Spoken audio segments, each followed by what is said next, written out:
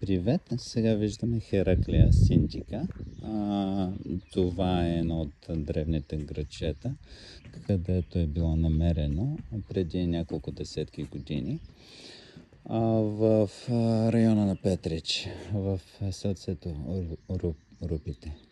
Разкопките в момента вървят все още и едно от хубавите неща е, че си има и уебсайт за него, има и малко заведение, къде човек може да поседне информация откъде идва. Може да видим примерно стените, които са разкопани, как са.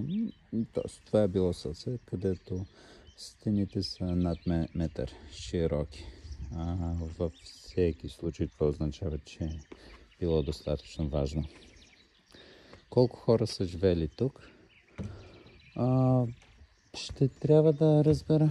Предполагам, че но е било достатъчно важно, за да има 1 метър дебели стени.